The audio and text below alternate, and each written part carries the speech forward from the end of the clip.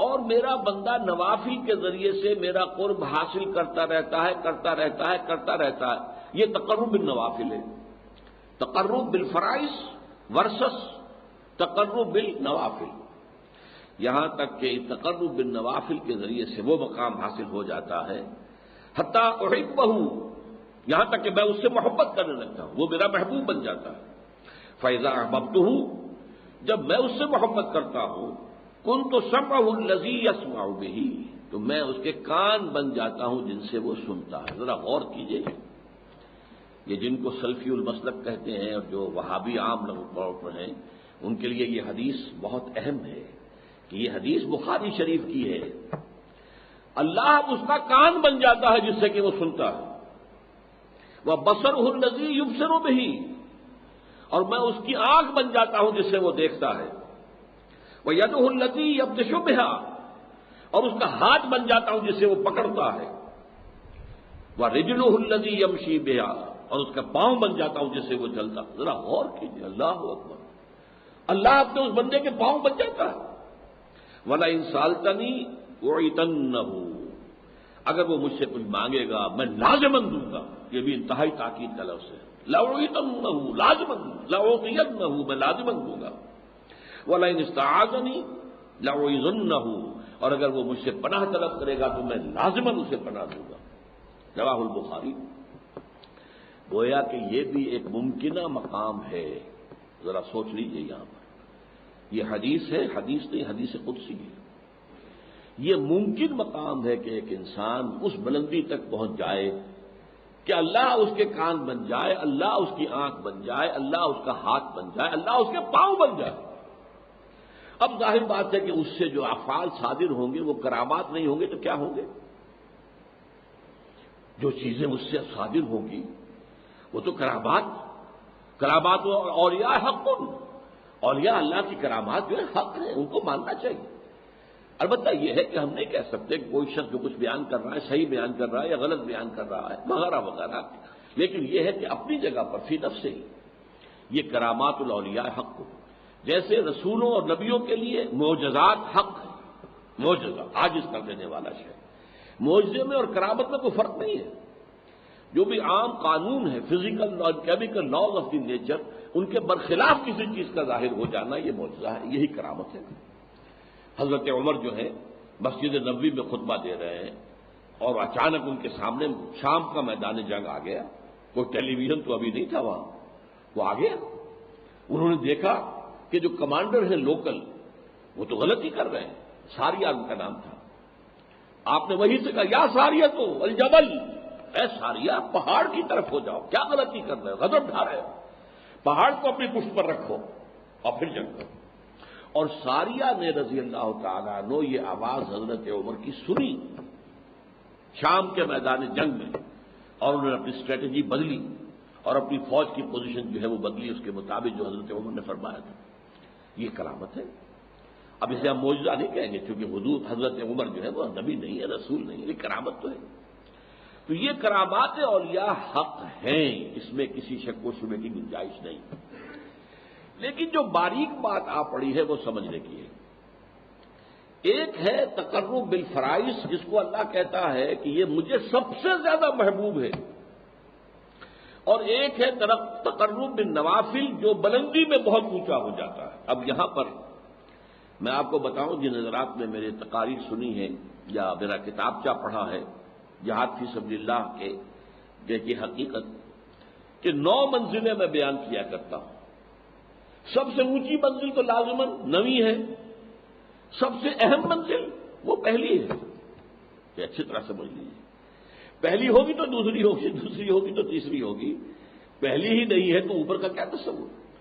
تو ایک ہے اہم ترین ہونا، ایک ہے بلند ترین ہونا. بلند ترین 9ویں منزل ہے قتال فی سبیل اللہ، اور اہم ترین ہے اپنے نفس کے خلاف جہاد، ان تجاہد نفسک فی طاعت اللہ. یہ اہم ترین ہے، اہم ترین، وہ بلند ترین.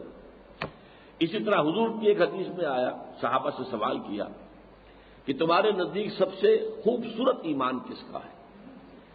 عجب، عجیب عربی زبان میں اردو میں ہم کہتے ہیں کہ جو کوئی نئی سی بات ہو، عجیب. عربی میں عجیب کے معنی ہے صرف خوبصورت بات.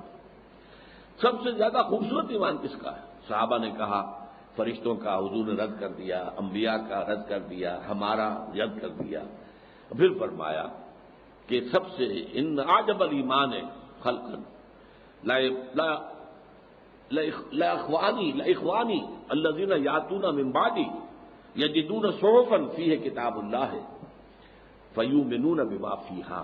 میرے نزدیک خوبصورت ترین ایمان میرے ان بھائیوں کا ہوگا جو میرے بعد آئیں گے، اور انہیں تو صرف اوراق ملیں گے جن میں اللہ کی کتاب لکھی ہوگی، اس پر ایمان لائیں گے. اب دیکھیے افضل ترین ایمان صحابہ کا ہے. کسی بڑے سے بڑے ولی کا ایمان بھی کسی ادنا سے ادنا صحابی سے بڑھ کر نہیں ہے. یہ نوٹ کر لیجیے، یہ ہمارا اجماعی عقیدہ ہے. افضل ترین ایمان صحابہ کا، لیکن خوبصورت ترین عجب ترین ایمان یہ ہے کہ ان کا جو میرے بعد آئیں گے انہیں تو اللہ کی کتاب ملے گی اور آپ میں لکھی ہوئی اس پر ایمان لائیں گے. تو ان دونوں چیزوں کو رکھیے. ایک ہے سب سے زیادہ محبوب اللہ کو کیا ہے، وہ تو فرائض کے ذریعے سے تقرب ہے، اور سب سے اونچا جو ہے تقرب کا مقام وہ نوافل کے ذریعے سے ہے. اب جو باریک بات ہے وہ سمجھنے کی ہے، اس میں حالات کے اعتبار سے فرق واقع ہو جائے. فرض کیجئے نظام باطل کا غلبہ ہے، اس میں تو فرض ہے اس نظام باطل کے خلاف جدوجہد، اس کو ختم کر کے جڑ سے اکھیڑ کر جو اللہ کا دین ہے، دین حق، اسے غالب کرنا. اس فرض کو تو آپ بھولے ہوئے ہیں. نوافل میں زور لگا رکھا ہے، ساری رات کھڑے ہیں، نفلیں پڑھ رہے ہیں، روزے رکھ رہے ہیں، جو بھی روزہ حضور سے ثابت ہے وہ سب رکھ رہے ہیں. یہ تو نوافل یہ اللہ کے ہاں قبول نہیں ہے. فرض کو چھوڑ کر اگر کوئی شخص فرض نماز چھوڑتا ہے، وہ نہیں پڑھتا 5 وقتہ نماز اور باجماعت کا اہتمام نہیں کرتا، تو اگر ساری رات بھی کھڑے ہو کر نوافل ادا کرے گا تو زیرو ہے. اس لیے پہلے فرض نفل کا بعد. ہاں نوافل کے ذریعے سے تقرب بلند ترین تو ہے، لیکن یہ کب ہوگا؟ جب اللہ کا دین قائم ہو گیا ہو، نظام حق کا ہے، اس نظام کو آگے پھیلانا حکومت کا کام ہے، نظام خلافت جو ہے ان کا کام ہے. اللہ کی کتاب کی تعلیم و ترویج یہ اب حکومت کا کام ہے. اب افراد کو اجازت ہے وہ نوافل پر زور لگائیں، راتوں کو جاگیں، روزے رکھیں، اور بھی جس طریقے سے بھی نوافل پر اس حالت میں جو نوافل کے ذریعے سے تقرب حاصل ہوگا وہ بلندی میں وہ پہلے اس جو تقرب ہے بالفرائض اس سے بلندتر ہو جائے گا. لیکن اگر دین اللہ کا قائم نہیں اور باطل کا غلبہ ہے، اس میں آپ نوافل کا اہتمام کر رہے ہیں، اگر وہ جد و جہد بھی کر رہے ہیں، اس نظام کو ختم کر کے اللہ کا دین قائم کرنے کی پوری کوشش کر رہے ہیں، تن من دھن لگا رہے ہیں، اور اس میں کچھ نوافل کا بھی اہتمام ہو جائے تو نور علی نور، سونے پر سہاگا. لیکن اگر اس سے قطع نظر، اس کے تو خیال ہی نہیں، اس کا دھیان ہی نہیں. جیسے ہمارے ہاں کیا ہے، جو سلسلے چل رہے ہیں خانقاہی، ان میں سے کسی کو فکر نہیں کہ نظام باطل جو ہے اس کے خلاف یہ کوئی جد و جہد کرنی ہے. لیکن یہ کہ وہ سلوک کی منزلیں طے ہو رہی ہیں، مقامات طے ہو رہے ہیں، اور اونچے سے اونچے روحانی مقامات کی طرف انسان بڑھتا چلا جا رہا ہے، یہ طریقہ صحیح نہیں ہے. یہ فرض ہے. اس فرض کو اس کی طرف سے بے اعتنائی برت کر نوافل کی طرف دھیان کرنا، یہ دین کے فلسفے اور حکمت کے بالکل خلاف ہے. میں اس کو ذرا اور زیادہ ہائی لائٹ کرنے کے لیے کہتا ہوں کہ فرض کیجئے، تصور کیجئے، جب دامن احد میں جنگ ہو رہی تھی اور مسلمان زندگی اور موت کی کشاکش میں تھے، اس وقت خود حضور جس طریقے سے زخمی ہوئے ہیں، اتنا خون آپ کا بہہ گیا کہ آپ بے ہوش ہو کر زمین پر گر گئے ہیں صلی اللہ علیہ وسلم. فدا ہو آباؤنا و امہاتنا. اگر اس وقت کوئی شخص مسجد نبوی میں بیٹھا ہوا نوافل پڑھ رہا ہے کھڑا ہوا، یا وہ کوئی نعت جو ہے پڑھ رہا ہے، یا کوئی بیٹھ کے تسبیح کر رہا ہے، تو اس کے بارے میں کیا رائے آپ کی ہوگی؟ وہاں تو حضور اور صحابہ جان کی بازی لگائے ہوئے، اور یہاں یہ نوافل میں لگا ہوا ہے. تو وہ نوافل تو زیرو نہیں ہوں گے، بلکہ اس سے بھی منفی ویلیو اس کی ہو جائے گی، وہ منافق شمار ہوگا.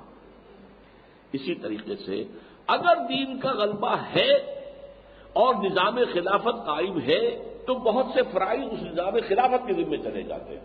انڈیویجول اس سے بری ہو جاتے ہیں۔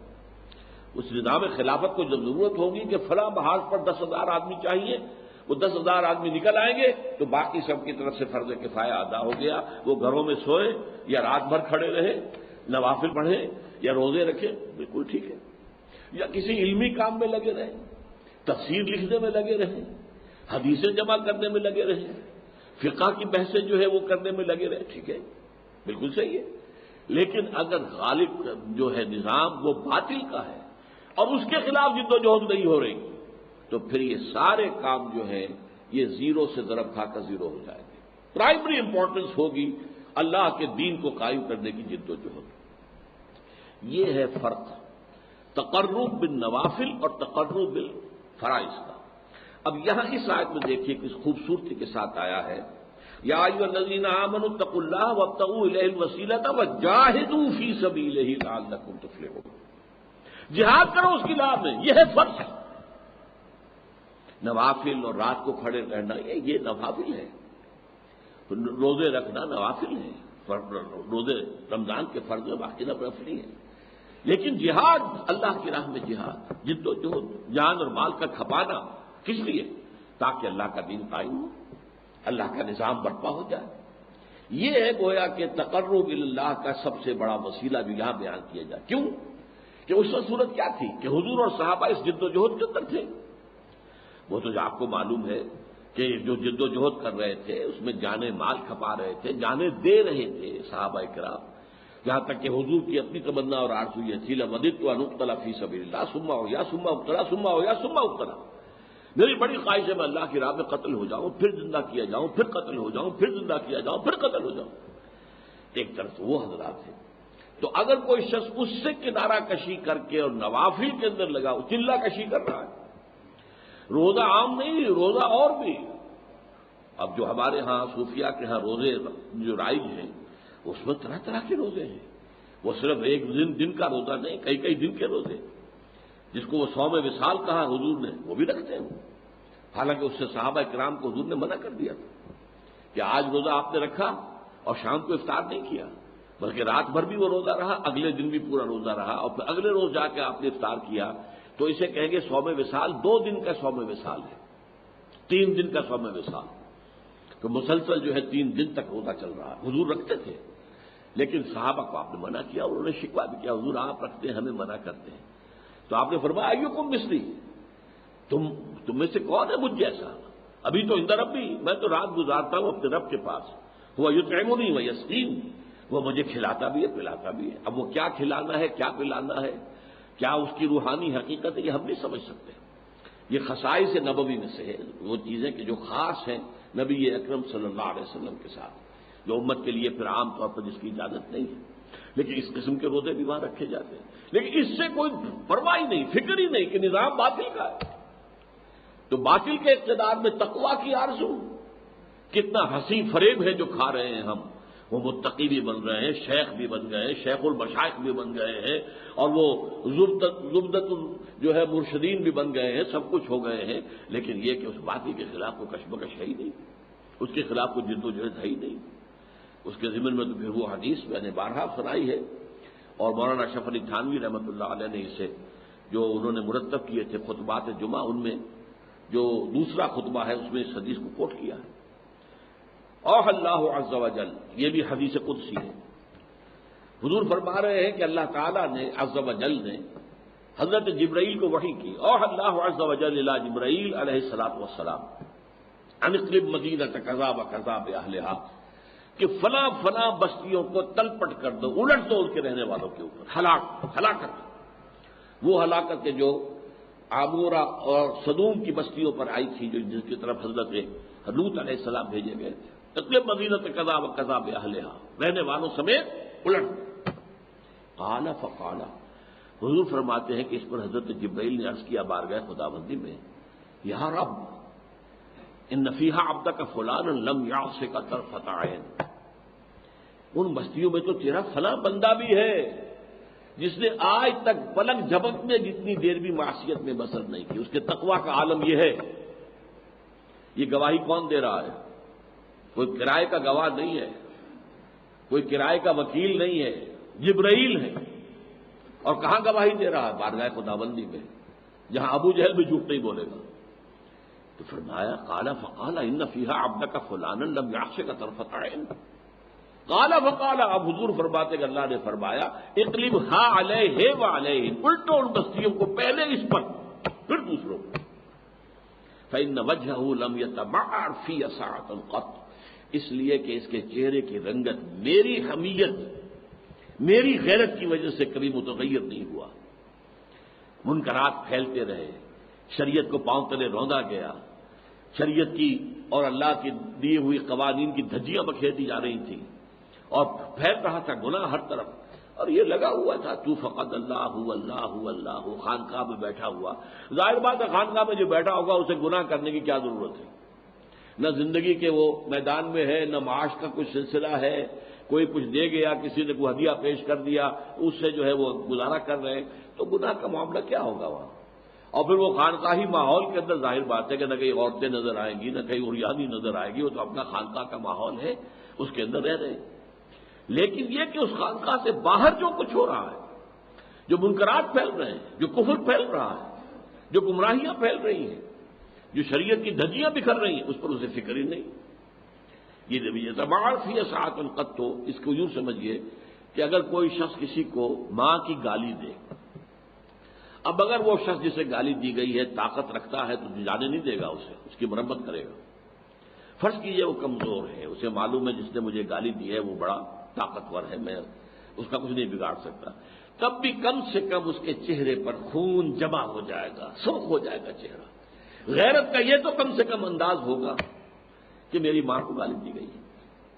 اگر یہ بھی نہیں ہے، سب کچھ دیکھ رہے ہیں، بیٹھے ہیں، سن رہے ہیں، لیکن کوئی فکر نہیں ہو رہی، تو پھر کسی روحانی ترقی کا، کچھ ولایت کے مقام کا، کچھ تقرب اللہ کا کوئی سوال نہیں۔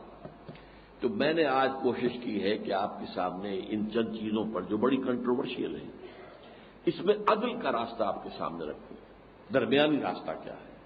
نہ تو آپ سرے سے انکار کریں کہ مرتبہ ولایت کچھ ہے ہی نہیں ہے، قرآن سے ثابت ہے، حدیث سے ثابت ہے، اور اللہ فرماتا ہے کہ جو شخص میرے ولی سے دشمنی کرے گا اس کے خلاف میرا اعلان جنگ ہے۔ پھر اللہ کا قرب، وہ قرب واقع تو اس حد تک ہو سکتا ہے کہ اللہ انسان کی آنکھ بن جائے جس سے وہ دیکھے، اللہ انسان کے کان بن جائے جس سے وہ سنے، اللہ انسان کے ہاتھ بن جائے جس سے وہ پکڑے، اور اللہ انسان کے پاؤں بن جائے جس سے وہ چلے۔ یہ ممکن ہے، حدیث ہے۔ اس سے ظاہر بات ہے کرامات کا صدور ہوگا، کرامات کا ظہور ہوگا، لیکن اب اس کے ساتھ اس بات کو سمجھنا تو میں پہلی شرط تقویٰ ہے، اور نمبر 2 یہ کہ یہ تقرب اللہ کے لیے ایک ہے فرائض کے ذریعے سے۔ جہاد فرض ہے، فرض عین ہے، باطل کا غلبہ ہے تو فرض عین ہے اس کے خلاف جد و جہد کرنا، اور اس کے لیے اجتماعی جد و جہد کرنا۔ جیسے نماز 5 وقتہ فرض ہے، اور اس کے لیے اگر کوئی شخص مسجد سے فاصلہ اس کا زیادہ نہ ہو اور وہ گھر میں نماز پڑھے، اس کی نماز قبول نہیں ہوگی۔ لا صلاۃ علی جار المسجد الا فی المسجد، جو مسجد کے پڑوس میں رہتا ہے اس کی نماز قبول نہیں ہوگی اگر وہ مسجد میں حاضر ہو کر نماز نہیں پڑھ رہا 5 وقت، جماعت کا انتظام نہیں کرتا۔ تو ان فرائض کی طرف توجہ نہ ہو، اللہ کے دین کے غلبے کی جد و جہد نہ ہو، اور نوافل کے ذریعے سے، چلہ کشیوں کے ذریعے سے، مراقبوں کے ذریعے سے، اور وہ نئے نئے یاد کردہ اذکار کے ذریعے سے انسان سمجھے کہ میں تقرب النوافل کے اس مقام پر فائز ہو جاؤں گا، تو یہ دوسری بہت بڑی غلط فہمی ہے۔ یہ تقرب۔